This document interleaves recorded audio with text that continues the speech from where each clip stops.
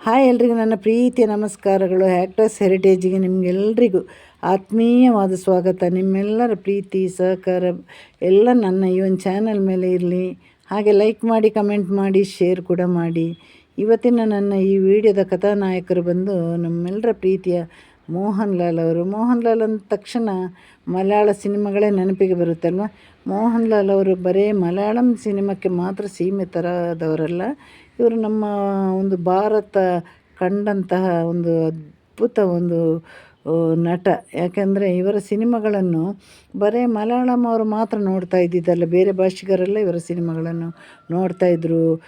ಅದಲ್ಲದೆ ಕನ್ನಡ, ತಮಿಳು, ತೆಲುಗು, ಹಿಂದಿ ಹೀಗೆ ಒಂದೊಂದು ಸಿನಿಮಾಗಳನ್ನು ಅವರು ಮಾಡಿದ್ದಾರೆ. ಆದರೆ ಹೆಚ್ಚಾಗಿ ಇವರು ಮಾಡಿದ್ದು ಮಲಯಾಳಂ ಸಿನಿಮಾವನ್ನೇ ಬೇರೆ ಭಾಷಿಗರು ತುಂಬ ಇಷ್ಟಪಟ್ಟು ನೋಡ್ತಾಯಿದ್ರು. ಹಾಗಾಗಿ ಇವರು ನಮ್ಮ ಒಂದು ಭಾರತ ಕಂಡಂತಹ ಅತ್ಯುತ್ತಮ ನಟ ಅಂತಲೇ ಹೇಳ್ಬೋದು.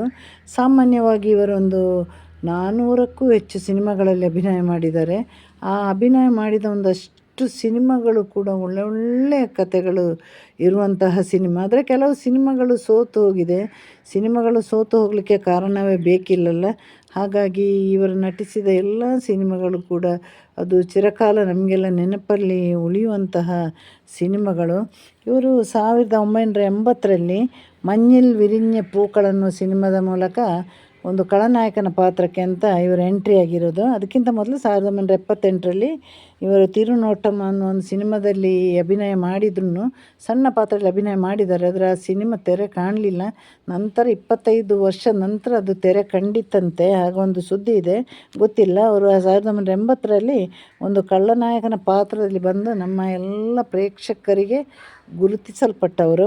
ಅನಂತರಲ್ಲಿ ಇವರು ಕೆಲವು ಸಿನಿಮಾದಲ್ಲಿ ಖಳನಾಯಕನಾಗಿ ಮಾಡಿದರು, ಕಾಳಿಯ ಮರ್ದನ ಹೀಗೆ ಮಾಡಿ ನಂತರದಲ್ಲಿ ದ್ವಿತೀಯ ನಾಯಕನಾಗಿ ಮಾಡಿದರು. ದ್ವಿತೀಯ ನಾಯಕನಾಗಿ ಮಾಡಿದ ತಕ್ಷಣ ಇವರಿಗೆ ಒಂದಷ್ಟು ಫ್ಯಾನ್ ಬೇಸ್ ಹುಟ್ಟಿತ್ತು. ಅನಂತರದಲ್ಲಿ ಅವರು ಪರಿಪೂರ್ಣ ನಾಯಕನಾಗಿ ಅಭಿನಯ ಮಾಡಿದ ಮೇಲೆ ಇವರಂತೂ ತಿರುಗಿ ನೋಡಿದ್ದೇ ಇಲ್ಲ. ಯಾಕಂದರೆ ಇವರಿಗೆ ಸಿಕ್ಕಿದ ಕಥೆಯ ಪಾತ್ರಗಳಾಗಿತ್ತು, ಇವರ ಅಭಿನಯ ಆಗಿತ್ತು. ಹಾಗೆ ಎಲ್ಲರ ನಮ್ಮ ಮೋಹನ್ ಲಾಲ್ ಅಂತ ಒಬ್ಬ ನಟ ನಮ್ಮ ಎಲ್ಲರ ಮನೆ ಮಾತಾದರು. ಹಾಗೆ ಬೇರೆ ಬೇರೆ ಭಾಷೆಯವರು ಕೂಡ ಇವರ ಫ್ಯಾನ್ ಆಗಲಿಕ್ಕೆ ಶುರುವಾಯಿತು. ನಮ್ಮ ಕನ್ನಡದ ಮೇರು ನಟ ಡಾಕ್ಟರ್ ರಾಜ್ಕುಮಾರ್ ಕೂಡ ಮಧ್ಯರಾತ್ರಿವರೆಗೆ ಕೂತು ನಮ್ಮ ಮೋಹನ್ ಲಾಲ್ ಅವರ ಸಿನಿಮಾ ನೋಡ್ತಾಯಿದ್ರಂತೆ. ಅವರು ಬಹಳ ಇಷ್ಟಪಟ್ಟಂತಹ ಒಬ್ಬ ನಟ ಅಂದರೆ ಅದು ಮೋಹನ್ ಲಾಲ್. ಆಮೇಲೆ ಮೋಹನ್ ಲಾಲ್ ಅವರ ಕುಟುಂಬಕ್ಕೂ ನಮ್ಮ ಅವರ ಕುಟುಂಬಕ್ಕೂ ಒಂದು ಒಳ್ಳೆಯ ಬಾಂಧವ್ಯ ಕೂಡ ಇತ್ತು. ಇವರು ಹುಟ್ಟಿರೋದೆಲ್ಲ ಕೇರಳದ ಪತ್ತನತಿಟ್ಟಂ ಅನ್ನೋ ಜಿಲ್ಲೆಯಲ್ಲಿ. ನಂತರ ಓದು ಮುಗಿಸಿರೋದು ತಿರುವನಂತಪುರದಲ್ಲಿ.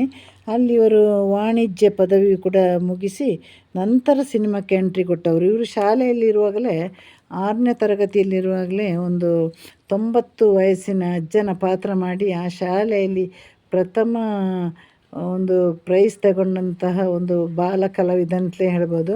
ಚಿಕ್ಕದಿಂದಲೇ ಇವರಿಗೆ ಬಹಳ ಆಸೆ ಅಂತೆ, ನಟನೆ ಮಾಡೋದು, ಆಮೇಲೆ ಸ್ಟೇಜ್ ಹತ್ತೋದು, ಹೀಗೆಲ್ಲ ಆಸೆ ಇತ್ತು. ಆದರೆ ತಂದೆ ಒಬ್ಬ ಖ್ಯಾತ ಸರ್ಕಾರಿ ನೌಕರ ಆಗಿರೋ ಕಾರಣ ಮಗನನ್ನು ಈ ಲೈನಲ್ಲಿ ಬಿಡಲಿಕ್ಕೆ ತಂದೆಗೆ ಇಷ್ಟ ಇರಲಿಲ್ಲ. ಹಾಗೆ ಬಹಳ ಶಿಸ್ತಿನ ಸಿಪಾಯಿ ಕೂಡ ಆಗಿದ್ದರು ತಂದೆ. ಹಾಗಾಗಿ ಇವರಿಗೆ ಒಂದು ಸಿನಿಮಾ ರಂಗಕ್ಕೆ ಬರಲಿಕ್ಕೆ ಭಯ ಇತ್ತು. ಆಮೇಲೆ ಇವರಿಗೆ ತಾಯಿಯ ಸಪೋರ್ಟ್ ಬಹಳಷ್ಟಿತ್ತು. ಅನಂತರ ಇವರ ಜೊತೆಯಲ್ಲಿರುವ ಅವತ್ತಿನ ಪ್ರಿಯದರ್ಶನ್ ಅವರು, MG ಶಿವಕುಮಾರ್, ಹೀಗೆ ಒಂದು 5-6 ಜನ ಈ ಚಿತ್ರರಂಗಕ್ಕೆ ಸಂಬಂಧಪಟ್ಟವರೇ ಇವರ ಬಾಲ್ಯ ಸ್ನೇಹಿತರಾಗಿರೋದ್ರಿಂದ ಈ ಒಂದು ದಾರಿಗೆ ಬರಲಿಕ್ಕೆ ಅವರಿಗೆ ಸ್ವಲ್ಪ ಸುಲಭ ಆಯಿತು. ಹಾಗೆ ತಂದೆ ವಿರೋಧ ಪಡಿಸ್ತಾ ಇರುವಾಗಲೇ ಇವರು ಒಂದು ಈ ರಂಗಕ್ಕೆ, ಸಿನಿಮಾ ರಂಗಕ್ಕೆ ಎಂಟ್ರಿ ಕೊಟ್ಟು ಅನಂತರ ಖಳನಾಯಕನಾಗಿ, ದ್ವಿತೀಯ ನಾಯಕನಾಗಿ, ಪ್ರಥಮ ನಾಯಕನಾಗಿ ಇವರು ಬಹುದೊಡ್ಡ ಹೆಸರನ್ನು ಕೂಡ ಪಡೆದರು. ಆದರೆ ಯಾವುದೇ ಒಂದು ಸಣ್ಣ ಅಹಂ ಇಲ್ಲದಂತಹ ಒಂದು ಅದ್ಭುತವಾದ ನಟ ನಮ್ಮ ಮೋಹನ್ ಲಾಲ್ ಅವರು. ಯಾಕಂದರೆ ಡೌನ್ ಟು ಅರ್ತ್ ಅಂತ ಹೇಳಲ್ವ, ಅದಕ್ಕೆ ಒಂದು ಹೆಸರಾಗಿರೋರೇ ಮೋಹನ್ ಲಾಲ್ ಅವರು. ಯಾಕಂದರೆ ಇವರು ನಟಿಸಿದ ಒಂದೊಂದು ಸಿನಿಮಾದ ಕಥೆಗಳು ಹೇಗಿತ್ತಂದರೆ ಅದು ಯಾವತ್ತೂ ಯಾರು ಎಂದಿಗೂ ಮರೆಯುವಂಥದ್ದೇ ಅಲ್ಲ. ಯಾಕೆಂದರೆ ಅವರ ಒಂದೊಂದು ಸಿನಿಮಾದ ಹೆಸರು ಕೇಳಿದಾಗಲೇ ನಮಗೆಲ್ಲ ಇವತ್ತಿಗೂ ಅದರ ಕತೆ ಹಾಗೆ ಬಂದು ಹೀಗೆ ಹಾದು ಹೋಗುತ್ತೆ. ಅಂತಹ ಒಂದು ಪಾತ್ರದ ಆಯ್ಕೆ ಮಾಡುವಾಗಲೂ ಕೂಡ ಬಹಳ ಒಳ್ಳೆಯ ಆಯ್ಕೆ ಆಗಿತ್ತು.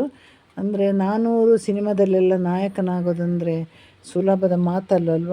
ಇವರು ಮೊದಲು ಮഞ്ഞിൽ ವಿರಿഞ്ഞ പൂക്കളಾದಮೇಲೆ ನಂತರ ಮಣಿಚಿತ್ರತಾಳ್, ಕಾಳಿಯ ಮರ್ದನಂ, ಭರತಂ, ಆಮೇಲೆ ಸ್ಫಟಿಕಂ, ದೃಶ್ಯಂ, രാജാവിൻ്റെ മകൻ, താളവട്ടം, എങ്ങനെ നീ മറക്കൂ, പുലിമുരുകൻ, ഇരുവർ, കിരീടം, കൺമദം, ആറാം തമ്പുരാൻ, കിലുക്കം, ವಂದನಂ, ವಿಲನ್, ಬ್ರೋಡ್ಯಾಡಿ, ಆಮೇಲೆ ಆರಾಟು, ಕಾಲಪಾನಿ, ಸದಯಂ, ಸಮ್ಮರಿನ್, ಬೆತ್ಲೆಹಂ, ತನ್ಮಾತ್ರಂ, ಬಾಲೇಟನ್, ಕಮಲದಳಂ, ದೇವಾಸುರಂ. ಹೀಗೆ ಹೇಳ್ತಾ ಹೋದರೆ ನಮಗೆ ನಾವು ಹುಟ್ಟಿ ಇಷ್ಟು ವರ್ಷಗಳಾಯ್ತಲ್ವ ಬಂದು, ಅಷ್ಟು ವರ್ಷಗಳ ಇವರ ಬಗ್ಗೆ ಮಾತಾಡಬೇಕಂದು ನಮಗೆ ಬೇಕಾಗುತ್ತೆ. ಅಂತಹ ಒಳ್ಳೆಯ ಸಿನಿಮಾಗಳು ಸಿಕ್ಕಿದೆ. ಇವತ್ತು ಕೂಡ ನಿಮಗೆ ಅದನ್ನೆಲ್ಲ ನೋಡ್ಬೋದು. ಬಹಳ ಒಳ್ಳೆಯ ಸಿನಿಮಾಗಳಲ್ಲೇ ಅಭಿನಯ ಮಾಡಿದ್ದಾರೆ. ಹಾಗೆ ಸಾಕಷ್ಟು ಪ್ರಶಸ್ತಿಗಳನ್ನು ಕೂಡ ಬಾಚಿಕೊಂಡಿದ್ದಾರೆ. ಯಾರಿಗೂ ಎಂತೆಂಥ ನಾಯಕರಿಗೂ ಸಿಗದಂಥ ಒಳ್ಳೆಯ ಪ್ರಶಸ್ತಿ ಕೂಡ ಇವರ ಮುಡಿಯೇರಿದೆ. ಯಾಕಂದರೆ ಮೊದಲು ಇವರಿಗೆ ಲೆಫ್ಟಿನೆಂಟ್ ಕರ್ನಲ್ ಅನ್ನೋ ಒಂದು ಬಿರುದು ಸಿಕ್ಕಿತು. ನಂತರ ಡಾಕ್ಟರೇಟ್, ಪದ್ಮಶ್ರೀ, ಪದ್ಮಭೂಷಣ, ಆಮೇಲೆ ನಮ್ಮ ಡಾಕ್ಟರ್ ರಾಜ್ಕುಮಾರ್ ಅವರಿಗೆ ಸಿಕ್ಕಿದಾಗೆ ದಾದಾ ಸಾಹೇಬ್ ಫಾಲ್ಕೆ ಪ್ರಶಸ್ತಿ ಸಿಕ್ಕಿತು.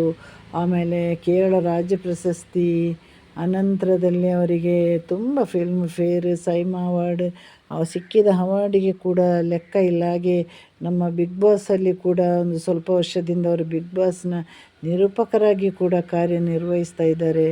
ತುಂಬ ಒಳ್ಳೆಯ ಮನುಷ್ಯ. ಅಂದರೆ ಯಾರು ಅವರನ್ನು ನೋಡಿದ ತಕ್ಷಣ ಯಾರು ಹೇಳಲ್ಲ ನಮ್ಮ ಮೋಹನ್ ಲಾಲ್ ಅವರ ಒಂದು ಸಾಧನೆ ಇಷ್ಟಿದೆ ಅಂತ. ಅಂದರೆ ಅಂತಹ ಒಂದು ಬಹುದೊಡ್ಡ ಸಾಧಕ ಇವರು.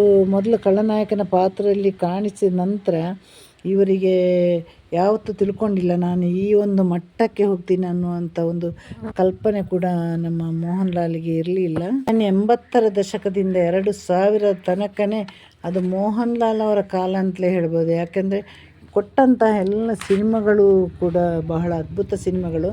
ಹಾಗೆ ಬರೀ ನಾಯಕಿ ಶೋಭನಾ ಅವರ ಜೊತೆನೇ ಅವರೊಂದು 36 ಸಿನಿಮಾಗಳಲ್ಲಿ ಮಾಡಿದರೆ, ಬೇರೆ ಬೇರೆ ನಾಯಕಿಯವರ ಜೊತೆ ಅವರು ತೆರೆ ಹಂಚಿಕೊಂಡಿದ್ದಾರೆ. ಹಾಗೆ ನಮ್ಮ ಶ್ರೀನಿವಾಸ್ ಮತ್ತು ಮೋಹನ್ ಲಾಲ್ ಜೋಡಿಯಲ್ಲಿ ಬಂದ ಸಿನಿಮಾಗಳು ಕೂಡ ತುಂಬ ಎಂಟರ್ಟೈನ್ಮೆಂಟ್ ಸಿನಿಮಾ. ಅಷ್ಟು ಚೆನ್ನಾಗಿತ್ತು ಅವತ್ತಿನ ಕಥೆಗಳು.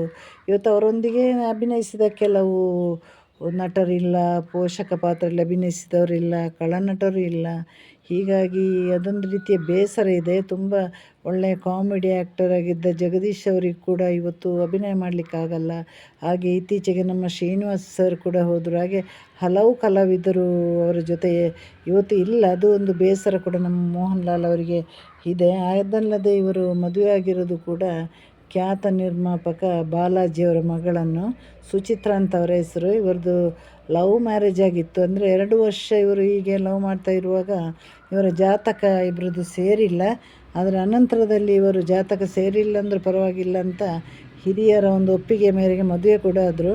ಆದರೆ ಮದುವೆಗೆ ಜಾತಕ ಬೇಕಾಗಿಲ್ಲ ಅಂತ ತೋರಿಸಿಕೊಟ್ಟ ಒಂದು ಅದ್ಭುತ ದಂಪತಿಯವರು ಇವರು. ಇವತ್ತಿಗೂ ತುಂಬ ಸುಖವಾಗಿ ಬಾಳ್ತಾ ಇದ್ದಾರೆ. ಅದಲ್ಲದೆ ಒಂದು ರೀತಿಯ ಅಂಬಾನಿ ಅಂತಲೇ ಹೆಸರಿದೆ ನಮ್ಮ ಮೋಹನ್ ಲಾಲ್ಗೆ.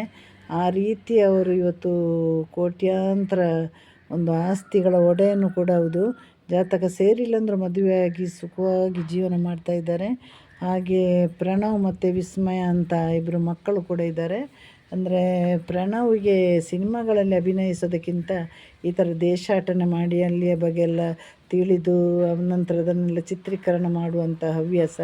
ಮಗಳು ಯಾವುದೇ ಸೋಷಿಯಲ್ ಮೀಡಿಯಾದಲ್ಲಿ ಬರ್ತಾ ಇರಲಿಲ್ಲ. ಆದರೆ ಇತ್ತೀಚೆಗೆ ವಿಸ್ಮಯ ಅವರೊಂದು ಸಿನಿಮಾಗಳಲ್ಲಿ ಕೂಡ ನಟನೆ ಮಾಡ್ತಾ ಇದ್ದಾರೆ.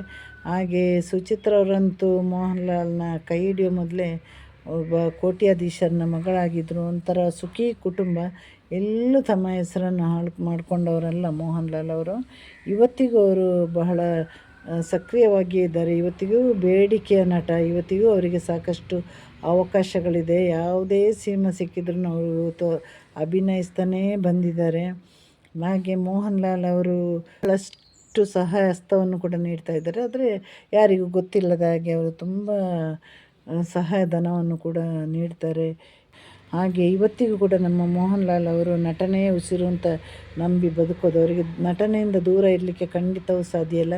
ಅವರಿಗೆ ಇವತ್ತು ಹಣದ ಅವಶ್ಯಕತೆಯೇ ಇಲ್ಲ, ಆದರೆ ಎಲ್ಲ ಸಿನಿಮಾದಲ್ಲಿ ನಟನೆ ಮಾಡ್ತಾನೆ ಬಂದಿದ್ದಾರೆ. ಇನ್ನೂ ಕೂಡ ಅವರು ಹಲವಾರು ವರ್ಷ ನಟನೆ ಮಾಡಬೇಕು. ಅವರ ಆರೋಗ್ಯ ಕೂಡ ಅದೇ ರೀತಿಯಲ್ಲಿ ಚೆನ್ನಾಗಿರಬೇಕು. ದೇವರು ದೀರ್ಘಾಯುಷ್ಯ ಕೊಡಬೇಕು. ಪಾತ್ರಗಳು ಬದಲಾಗ್ತಾ ಹೋದಂತೆ ಎಲ್ಲ ಪಾತ್ರಕ್ಕೂ ಅದೇ ಆದ ಪಾತ್ರದಕ್ಕೆ ಸರಿಯಾದ ಅಭಿನಯ ನೀಡಿದ ಒಂದು ಮಹಾನುಭಾವರಿವರು. ಹಾಗೆ ನಮ್ಮ ಅಂಥ ಪ್ರೇಕ್ಷಕರಿಗೆ ದೇವರು ನೀಡಿದಂತಹ ಒಂದು ದೊಡ್ಡ ಕೊಡುಗೆ ಅಂದರೆ ಮೋಹನ್ ಲಾಲ್. ಇವತ್ತಿಗೂ ಅವರ ಹಳೆಯ ಸಿನಿಮಾ ಕೂತು ನೋಡುವಾಗ ನಮಗೆ ಖಂಡಿತವಾಗಿ ಬೇಸರ ಅಂತ ಅನಿಸೋದೇ ಇಲ್ಲ.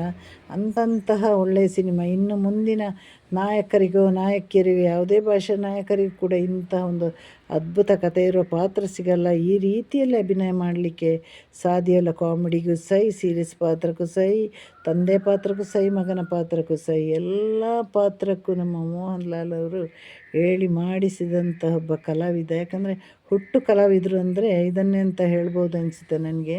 ಯಾಕಂದರೆ ಅವರು ಈ ಮಟ್ಟಕ್ಕೆ ಬೆಳಿಬೋದು ಅಂತ ಅಂದಿನ ಮಂಜಲ್ ವಿರಿഞ്ഞ ಪೂಕಳು ನೋಡುವವರಿಗೆ ಗೊತ್ತಾಗಲಿಲ್ಲ. ಆದರೆ ಕೆಲವರು ಅವರ ಭವಿಷ್ಯ ಕೂಡ ನುಡಿದಿದ್ದರು. ಮೋಹನ್ ಲಾಲ್ ಮುಂದಿನ ಒಂದು ಸಮಯದಲ್ಲಿ ಬಹಳ ನಂಬರ್ 1 ಹೀರೋ ಆಗಿರ್ಬೋದು.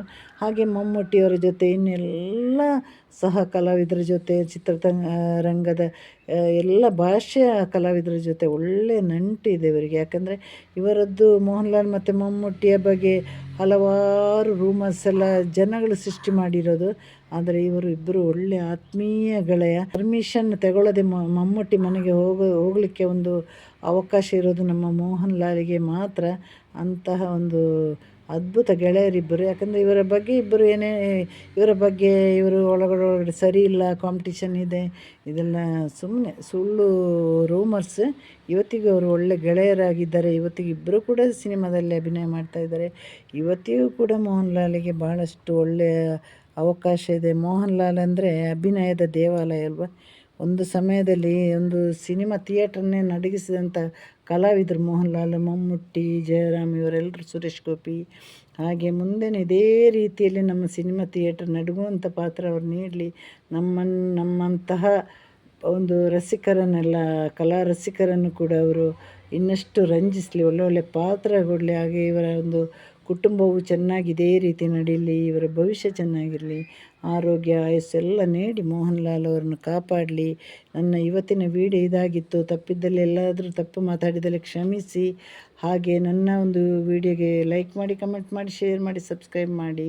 ಟಾಟಾ ಬಾಯ್. ಇನ್ನೊಂದು ವಿಡಿಯೋದ ಮೂಲಕ ನಾನು ಮತ್ತೆ ಬರ್ತೀನಿ. ನೀವು 1 ವ್ಯೂಸ್ ಕೊಟ್ಟರು ಪರವಾಗಿಲ್ಲ, 2 ವ್ಯೂಸ್ ಕೊಟ್ಟರು ಪರವಾಗಿಲ್ಲ. ನಾನು ಇನ್ನು ಸಿನಿಮಾ ನಟರ ಬಗ್ಗೆ ನಾನು ವೀಡಿಯೋ ಮಾಡ್ತಾನೆ ಹೋಗ್ತೀನಿ. ಯಾಕೆಂದರೆ ನನ್ನ ಅಡುಗೆ ಚಾನಲ್ ನನಗೆ ಇನ್ನೂ ನಡೆಯೋ ಥರ ಕಾಣೋದಿಲ್ಲ. ಅಡುಗೆ ಚಾನಲ್ ಬೇರೆ ಒಂದು ನಂಬರಲ್ಲಿ ನಾನು ಹೊಸ ನಂಬರ್ ತಗೊಂಡು ಅದರಲ್ಲಿ ಮತ್ತೆ ನಾನು ಅಡುಗೆ ಚಾನಲ್ ಶುರು ಮಾಡ್ತೀನಿ. ಎಲ್ರಿಗೂ tata bye. See you, take care once again.